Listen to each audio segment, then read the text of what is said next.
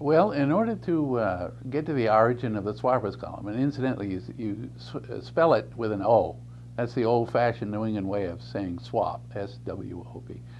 Well, to get to the origin, you have to go back to 1935, 75 years ago, and when Yankee magazine was being printed in the neighboring town of Marlborough, right there on the river. And this was 1935. And the printer was, in order to print the magazine, he had a little bottle of gin which he would put on the press, but he'd also apparently take out his false teeth and set them up on the printer. Well, Rob Sagendorf, the founder of Yankee, was irritated by the fact that the teeth were there. I think when the printing press was going, the teeth were rattling a little bit and so forth. And so he decided to play a little joke on this printer. And so in the local paper, one of the local papers, he put in an ad. And the ad said, "We'll swap one set of store teeth." Now in those days they called false teeth store teeth. "We'll swap one set of store teeth for a broom." He thought that was fun, and he wondered how he'd react or whatever.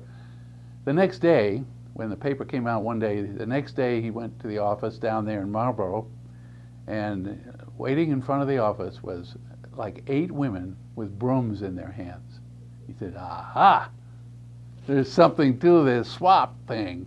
And so then he started the Swappers column, and he started it in the December 1935 issue. And I have a couple of, I looked at the swaps in there, and they're kind of fun. There were 10 of them. Here's one. Here's the very first swap in Yankee magazine. "We'll swap 12-foot Alaska kayak for a suckling pig." Can you imagine? What's the difference between a suckling pig and just a pig? Anyway, here's another one. 6-foot couch, not too comfortable, for 1 dozen fresh eggs. It was a different time, wasn't it? Well, my favorite, people often ask my favorite. There's a lot of favorites.